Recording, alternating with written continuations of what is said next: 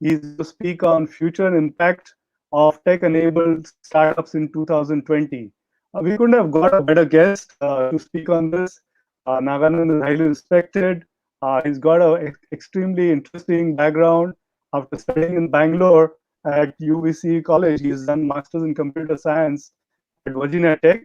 His LinkedIn profile says technologist at heart, entrepreneur by choice, investor by profession. And I'm going to add happily married to that as a fourth bullet item. He's going to speak for around 10 to 12 minutes on future and impact of tech-enabled startups. If you have questions in the audience, please do put them in the box. I will take all these questions after Naganand speaks, and hopefully we'll have an interesting round ahead. So over to you, Naganand. Yeah, thanks a lot, Ninad, and very thankful for having me on this. And to all the listeners and audience out there, virtual hello. I think we're all getting used to saying hello virtually these days. And now I'm glad you're all listening. And hopefully at the end of the session, we will have a good discussion and you would have gotten something out of this 30, 40 minutes. So the title of the talk or topic today for discussion is what is going to happen for the tech-enabled startups, right? The future and impact in the COVID era. So what I'll do is, I will categorize the tech-enabled startups into two categories. So one is tech-enabled startups that is focused on consumer. And the second one, I will not say tech-enabled, but it will be tech startups, right? Which is basically focused on enterprises, because there are two different segments having two different impacts. Now, let's address the tech-enabled startups first, right? Predominantly in tech-enabled startups, what you see is either a B2C or a little bit of B2B2C, but any which way you look at it, it has consumer focus on it. And if you look at the impact on the startups in the consumer focus area, or which is directly impacting the consumer, there has been a serious impact across different industries, whether it's a travel industry, hospitality industry, health industry, education. There's a severe impact, and some more than the others, because in some cases you could innovate, you could deliver services online, and I'll get to it which sectors you can do that in. And in some cases, there's nothing you can do. For example, if you take hospitality or leisure, I mean, there are no events happening anywhere. There are no malls closed anywhere. There are no movie theaters open anywhere. There are no restaurants open anywhere. So all startups that are catering to this segment are pretty much, the revenues have dropped from what they were to zero. And there's nothing anybody can do about that because the revenue stream has completely dried out. And everybody is in the survival mode. And I'll tell you what we are looking at in terms of ensuring that the startups survive. However, when you look at segments like health and education, there is some ray of hope, because even if you look at health, the many hospitals, the businesses across hospitals are down for various reasons, and people don't even want to go to doctors or hospitals now. And all surgeries where it is not emergency, it's all postponed and delayed. But at least in these segments, it is posing a new opportunities emerging, where more and more online services can be provided. I think digital health was kind of not moving fast enough, but after this, it'll move much faster. Many conversations with doctors are all over video conferencing now. And same is true with education. Next 6 months, 9 months, you don't know when colleges are going to open up, when schools are going to open up. And we will have to figure out ways and means of figuring and enabling these kinds of services to consumers. That said, I think next 6 months, 1 year is completely unknown, because I don't think anybody knows how to predict, how to guess, or how to model how things are going to recover, how long will it take to recover. Manufacturing industry is wiped out, logistics is gone. Even if things open up, what does it take to move this flywheel? There's a huge flywheel that it takes to move.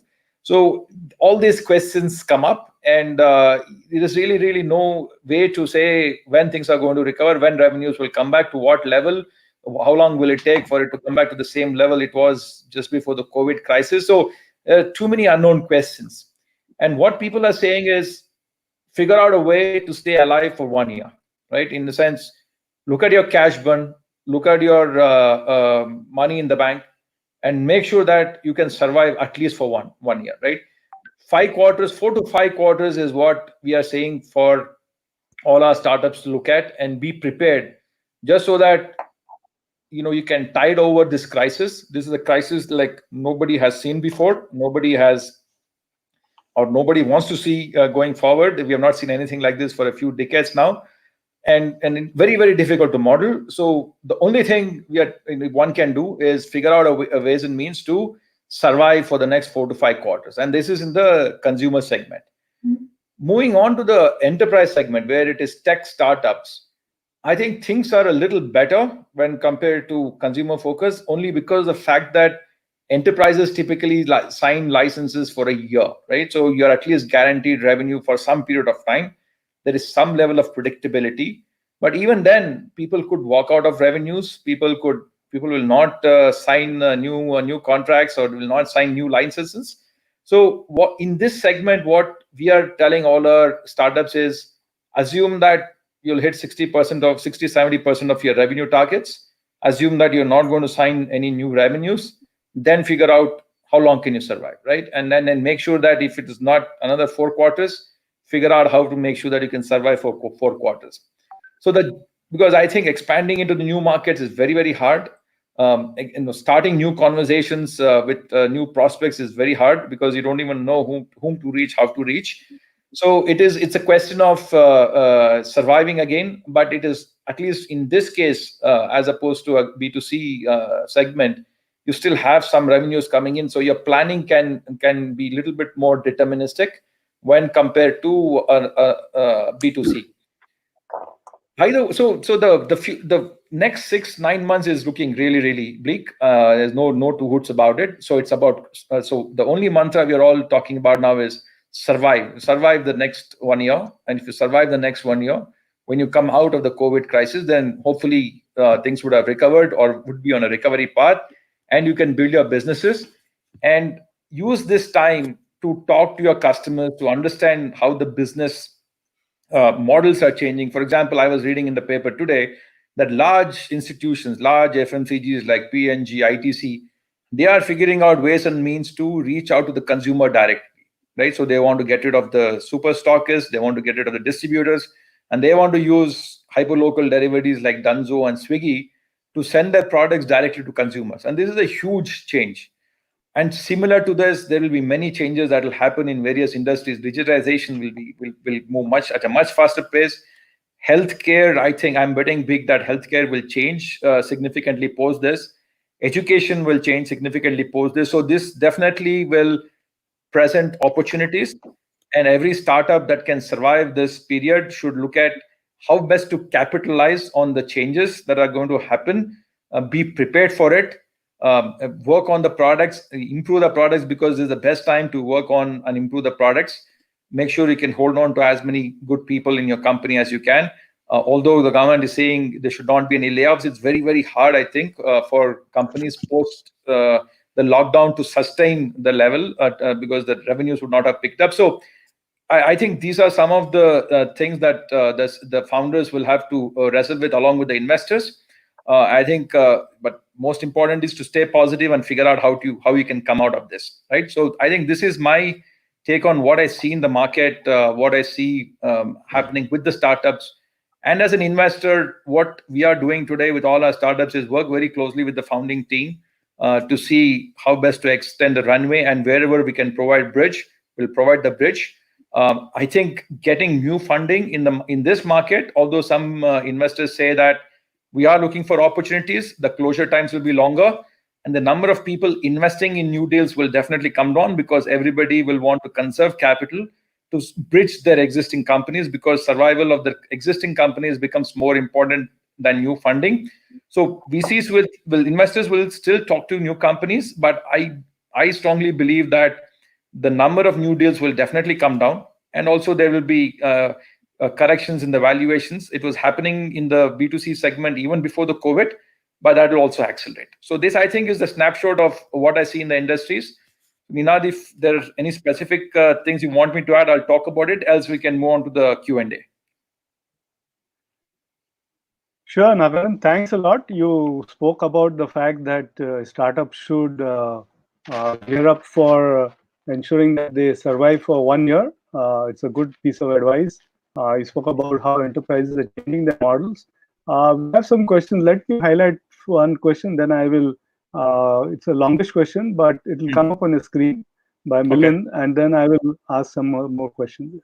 Okay. So Yeah. employees are companies' biggest assets. Mm, From putting in place workplace safety mm, protocols, and work from home policies to ensuring mm, an employee emotional and financial well-being. What would mm, a company's priorities be towards their workforce? I think specifically could speak on startups, how to mm. handle all these issues. Yeah. Yeah. So I I mean, had the look. question. Yeah. Yeah, I saw that. So I think, Milind, I completely agree with you that employees are the key. Particularly in startups, it's all about the people that you have working who are delivering, and startups is all about people. So that said, obviously, work from home is something that will become a norm. And I think every business, every startup will have to consult the employees and take whatever the best steps are, right? Once things start to open up, we are still saying that even things open up in May. I don't think in the IT segment you'll start people coming in till June, July at least, because we can work from home, and we need to help the government also to recover from what we are seeing that's going to happen. And India being so densely populated, there are other segments where people would have to travel, for example, in manufacturing and other places. So we should let those people enter the start commuting first, and we should come in later. And the good news here is most of, at least in my portfolio, when I talk to all my founders, they across the board, everybody is saying that they see that the productivity has improved in their companies post COVID, right? So this is very surprising piece of data where they're saying post COVID, where people are working from home, they've become very focused and the productivity has gone up. They put processes in place like morning calls, evening calls, deliverables for a daily basis, and most importantly, employees are taking it upon themselves to be productive, because that is the most, and there has to be a sense of ownership. I think we'll have to sustain that. I think employees will have to take ownerships, and the management team has to enable it. They and then the processes that have been put in place, I think one has to constantly keep on improving on that. And there are a lot of knowledge translation that we kind of encourage even between our own portfolio companies, where what have you done to increase productivity, how are you maintaining the employee morale, how are you getting everybody together. So I think all those steps need to be taken, and most importantly, hold on to as many employees as you can, because they are the core of your startup. Hold on to as many employees as you can. Milind, Yeah, yeah. that's the advice Look, Nagaland has given. I'll be realistic, because there will be, it's a question of cash burn, right? If the revenues are not coming, you'll have to make hard choices. You have to either cut salaries, or if certain businesses are not growing at all, you might have to cut certain businesses. And, if at that time, it becomes very hard to hold on to everybody. And but the most important thing is transparent communication from the management to the team. That is the most important at this time. So in addition to all the welfare and other things, I think it is the founders should take it upon themselves to have a transparent and open communication with all their employees, because employees do understand. It's not that they don't understand. Employees do get pissed off when they receive one email message and the next day they see a different action being taken. So I think consistent implementation and open communication is very, very important during these times. Great. Communication, consistent. So I have a lot of questions buzzing in my mind, but I'll allow the audience to, ask first. So we have one more question. Uh, Ayush is asking, what's your view on AI-driven SaaS solutions and their future going forward? Sure. So I will tell you something. AI has become kind of a buzzword, and I'm not a big fan of buzzwords. I think what you need to deliver is solutions to consumers. And SaaS companies are delivering solutions to customers. And if AI is a tool that can enhance the value you're providing to your consumers, your customers, that is great. But use AI where required. AI, data analytics, and IoT all have become buzzwords, and I think we should get out of this buzzword mode. Wherever deep learning is required, use it. Wherever machine learning is required, is use it. Or wherever other AI techniques can be beneficial for you to provide a better outcome and better solution to your customer, do it. But I don't think we should harp on AI everywhere. Use it where required. And because for AI to work, you have to have good data. and it takes time to collect good data, but use it as required, and don't make it a cliche. So Naganan, tell me, is there any single startup which pitches to you and does not use the word AI and ML in the first sentence? What I'm saying is, you said don't use it as a buzzword. Yeah. This is something which investors like you tell me or tell us that it is really becoming such a commonly used word. What is your advice to startups? How do you use AI ML in your pitch or in your product, and how do you pitch? Because investors are getting very, whenever AI and ML comes, they head for their coffee. Yeah, so in terms of pitching, Ninad, what we say is, look, first talk about what problem you're solving, right? And why is that problem, solving that problem is important, right? And when you start talking about the technical part of it, then you, at that point, you can say, look, this is where our differentiator is, and make sure that if you're using the AI, ML, whatever, it is a deep differentiator, right? We don't want a shallow differentiator. And what has happened in the industry is people are using these terms very shallowly, right? I think we should get rid of using these terms in a shallow way. And when you come to the technical architecture, technical differentiator, really say why you think your AI or ML or deep learning solution is very, very different. What is your value add in there? Just becoming a small app on top of TensorFlow and saying this is my differentiator is not going to cut it, right? So that's what I look for. That I don't start off with AI in the first slide. Bring it where it is required, at the point where it is relevant, and when you bring it, make sure that you're conveying what is your differentiator there, right? We are looking for technology differentiators. At that point, better talk about it rather than just saying it's AI. That's the problem we have had in the industry, and that's what we tell our entrepreneurs. Be honest and be clear on why it's a differentiator. Great. So, good advice from Naganand. I just want to kind of ask you to expand on the point you mentioned about for B2C companies which are tech enabled, and the new economy now, the B2H economy is opening up, business to home. And you mentioned about Procter and Gamble and other companies. Correct. What is some advice, some 3-4 tips you want to give to really tech enabled, let's say, startup, but it did not ever have, let's say it just had a distribution model, and never really looked at B2H model. Now, suddenly they are in a serious problem because they were expanding on a distribution model, entirely backend, entirely tech enabled. What is your advice? I mean, we can have a long conversation, but let's say 2-3 quick points. See, I think when you look at B2H, obviously you cannot be the last mile delivery. So you definitely need to have partners, right? That is one main thing I would look at, and see how you can work with the partner ecosystem. Because if you look at the guys who are going to be doing last mile delivery or hyperlocal delivery, it'll be the Danzo, the Swiggies, and probably Reliance now with the Facebook deal that are bringing for the Kirana, right?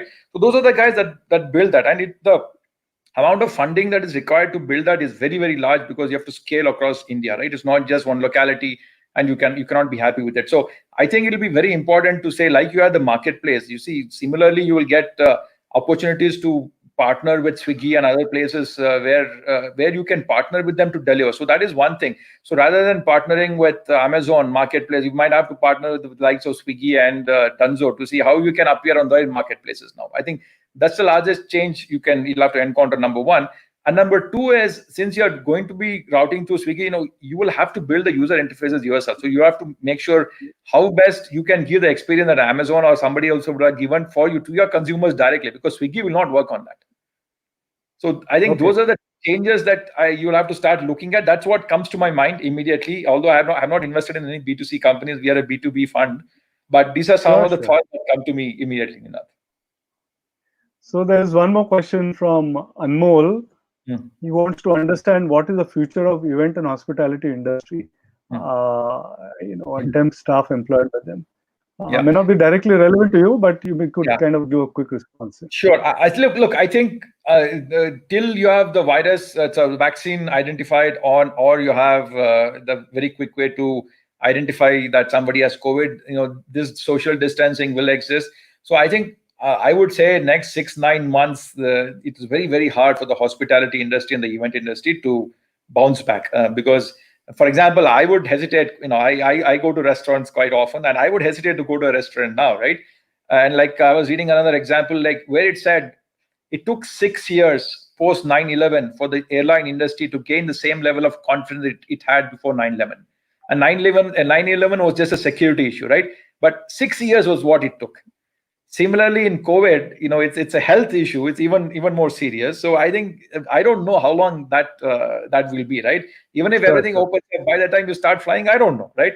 So I think next 6 months, 1 year is very hard, and contract employees. I don't like saying this, but this is hard reality. When people have to let go, they will first let go the contract employees. So I think it'll be hard life for all of us in this industry for the next 6 to 9 months.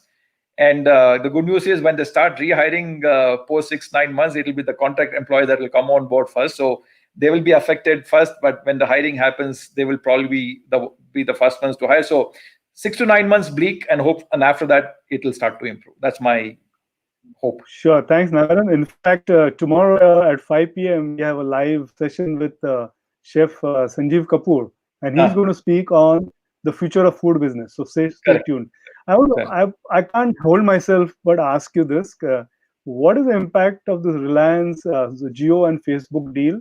What do you think it will happen from, let's say, the companies you have invested in, companies are likely to see on the B2B space where you invest, and the B2C? A quick response. Yeah, so I think on the Reliance deal, their major focus will be for delivery from Kirana stores to home, right? I think from a B2B perspective, payment solutions and other aspects, Reliance, as you can see, over the past year or two, Reliance has focused very sharply on what kind of software can they employ or they can use in the Kirana stores. And there has been a whether it's a POS solution, whether it's a payment solution, a user or whether it's an order management system. So there has been a very, very strong focus in the past year or two on what can we do with the Kirana stores. And because they had a plan, right? And now with this Facebook coming in and ability to place orders over WhatsApp, I think they're going to give a run for the money for the Amazons and the big baskets of the world. I think that industry is going to see a significant change in my mind. And on a consumer, on the smaller enterprises side, I think you'll see the POS solutions and all the accounting, POS, and all the other necessary software that is required to run the Kirana stores. I think you'll see a big jump in those kinds of capabilities, because they have to go digital now. They cannot be analog anymore. They have to be digital. Okay, great. There are estimated 65 million small, micro, and medium-sized companies who have now realized that they have to get digital. What opportunities does it throw to B2B companies providing digital services? So I think, look, the problem, see, India predominantly, although there are 63 million plus or 65 million MSMEs, the reach to them has not been that great, Ninad. Only a small percentage of them are using digital software or whatever, and some of them will continue their old-fashioned way. And we'll see at the end of this how many of them will survive this crisis and how many of them will come out of it and survive, right? Because out of that, the number of guys who have more than 50 crore revenue is like much smaller number, 18,000 or whatever, right? So when you start delivering digital services to these guys, many guys, they expect everything to be free. So I think that transition will still take time, but at least in the top 5% where they have the ability to pay, I think you'll see hopefully digitization happening faster. From an enterprise perspective, I still have a very hard time for startups to scale in India if it's a pure enterprise play. Scaling, you have to get out of India because there's not enough of a growth revenue here. We will wait and watch what happens post this. I don't think it'll change a whole lot where we say, okay, B2B companies can be built out of India. I don't think the market will be large enough. B2B to C, yes, but I'm not very, very optimistic that you'll be able to scale B2B companies in India even post this. Okay, great. There are two questions surrounding valuations, which is always a matter of interest for people. So I will put up one after another, and then you can combine and respond to both of them. Sure. So Ayush is asking, what, according to you, will be the most important metrics for valuation going forward after COVID-19. Profitability, revenue, something else. And there is one more. For a seed stage startup, is it okay to decide pre-money valuation as projected revenue of first 5 years in services business? So, I Okay. mean, these are early stage. Some words of advice would help. Sure. So I think what is most important going forward will be unit economics. For you to get funded, you have to show that you have a meaningful unit economics, and this process had started even before COVID crisis, right? Past 1 year, there has been a lot of corrections happening in the market post the Uber and WeWork.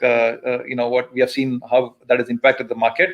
I think it'll accelerate even more. Number one, and number two, there will be serious corrections in valuations. And for very early stage companies, it all depends on how much money you want to raise and how much equity the investor is expecting for that. There are no models that will work. So it is just, you cannot say I'll have 5 years revenue and all those things are all, it doesn't make sense. So it's the purely question of how much money you want to raise. And for that, how much is the investor getting? And the investor typically would require anywhere from 20 to 30% of what they put in. Otherwise, there's no skin in the game. It's not meaningful for them. So just go with a very simple basic math of this rather than saying it's a forward revenue or discounted cash flow method, because those things are not going to work in today's environment, nor have they ever worked for early stage. So, which sectors are you most excited about? You are more in the B2B space as an investor. Is it Correct. healthcare? Is it education? What are the 3-4 sectors which you think you will be really excited about the next couple of months to invest? So I think healthcare will change. We have been very, very conservative when it comes to healthcare because we have not seen companies scale. But with the changes that are happening, I think digital health will accelerate. And not only that, and also predictive. To use predictive analytics or using machine learning or deep learning in healthcare space. I think that's a great application. This is one area where I think deep learning makes sense. I think those spaces will definitely pick up.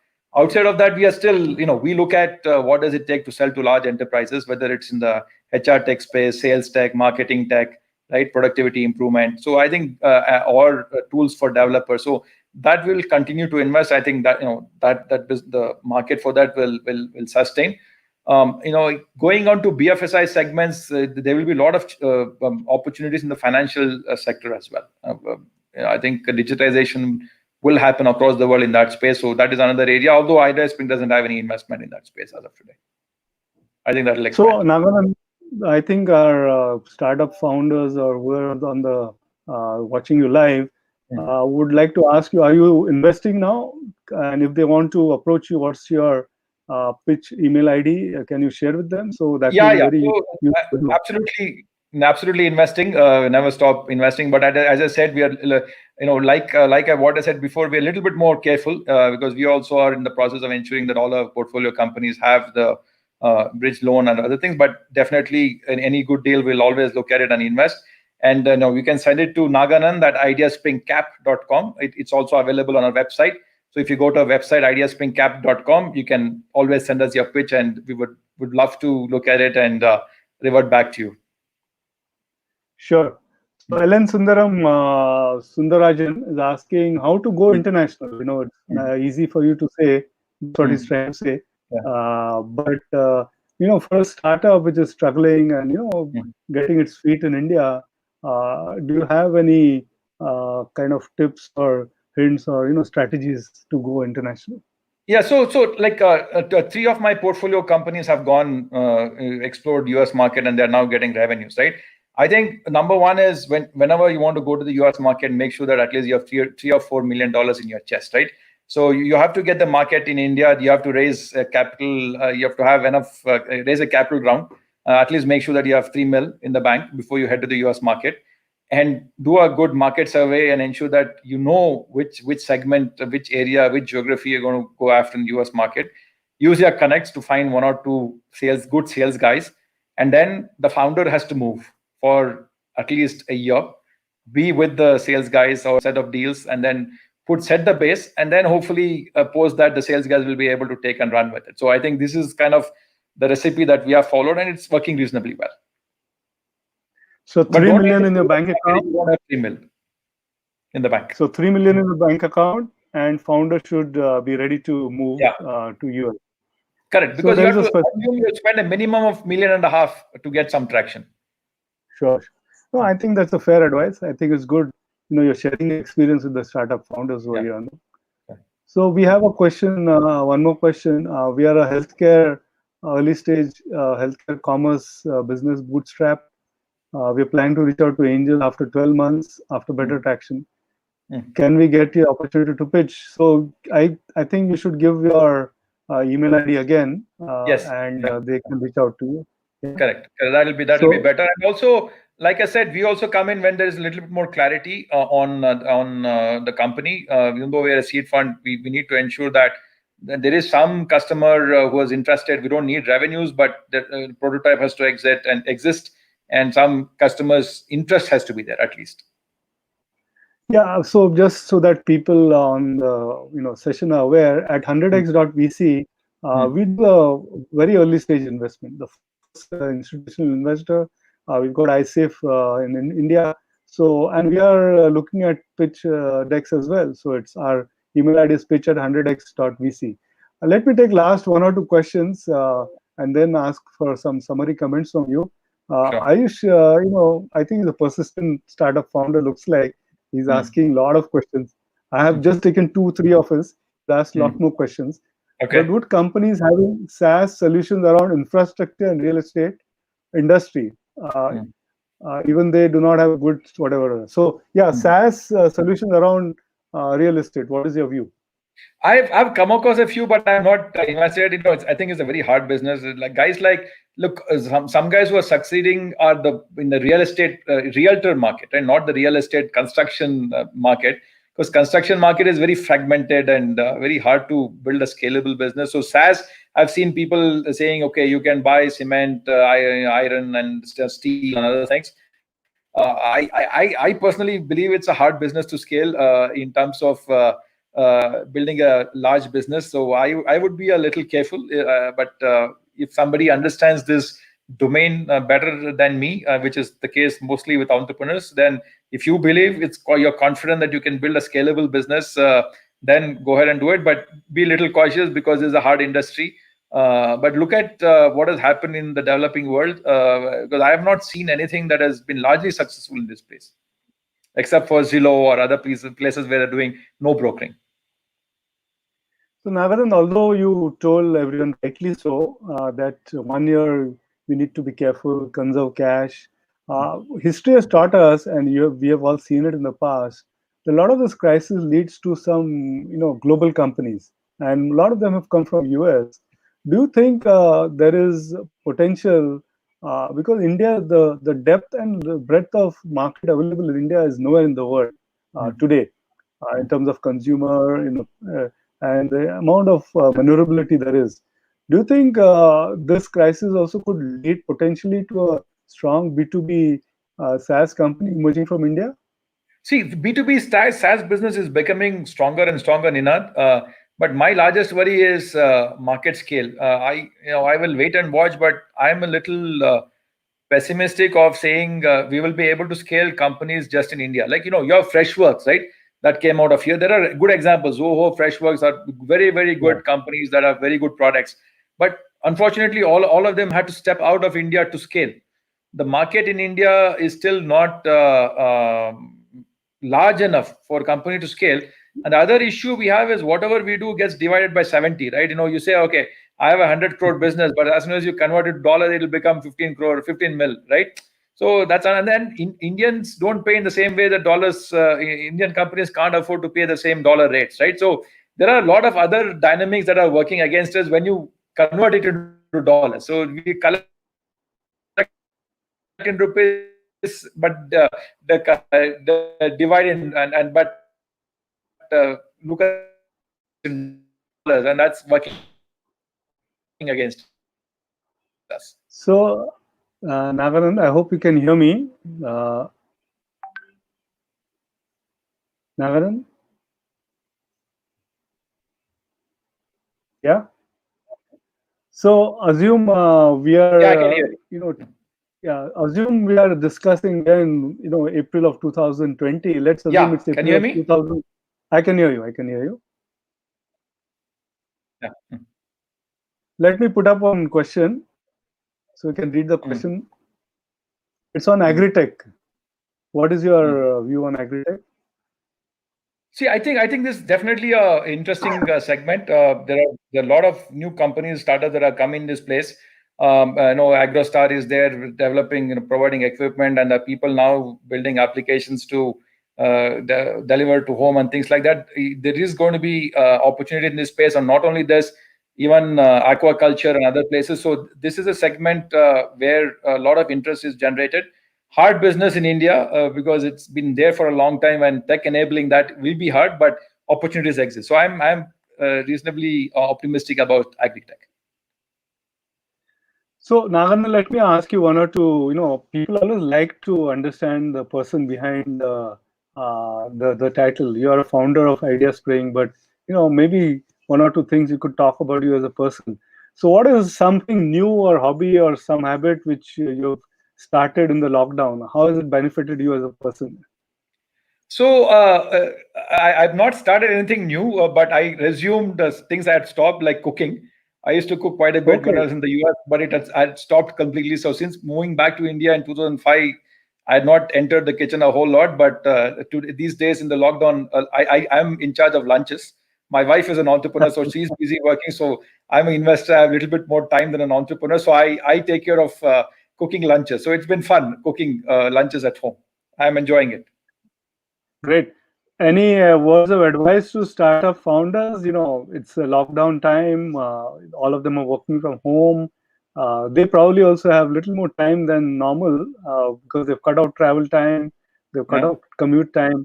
Anything in terms of should they do more upskilling? Should they spend time on their hobbies? Any words of advice to young I startup am a strong entrepreneurs? believer in physical fitness. So mental fitness and physical fitness to me are interrelated. So, and I'm a strong proponent of yoga. So I would say everybody try and start yoga during this time. It's a great time to do yoga. Number one, and number Great. two is Okay. it's these are very hard times. So stay optimistic and be positive, and those are very important. And doing yoga will help you that as well. So Okay, do yoga, stay optimistic, and be positive. That was great. yes. Naganan, do you want to give some closing comments to, let's say, I am just thinking of starting a new company. What are your words of advice? Let's close this discussion with some last words of advice from you. Yeah. So in terms of starting companies, I think these are good. Like I say, every crisis presents opportunities. So I think if you have a good idea and you think you can make a difference in the market, you should look at it. The only caveat being be very sensitive on finances. Try and be as self-sufficient as possible. Don't assume you can raise lots of money in the market. Be very capital efficient. Try and see if you can fund yourself till the crisis waits over. But if you can start developing a product under these circumstances, please do it. It's a great time to start it, but don't be too greedy with capital. Don't be too greedy with capital. Those are interesting comments. Naganand, you covered a lot of ground, from starting by saying that founders should conserve cash for at least a year, look at next 4 5 quarters. You spoke about the fact that if you have to go outside India, to US particularly, where the market is deep, you should have 3 million in a pocket, and also look to shift over there. Don't be greedy. A lot of words of advice. Naganand, thank you so much for joining us this afternoon. Thank you for your time, and we hope to have this conversation going. Stay safe, stay well. Thank you, Thanks, Naganand. Sridhar, and great talking to you. And it was really pleasure talking to all your audience, and hope they got something out of this. Thank you, Naganand. Thanks.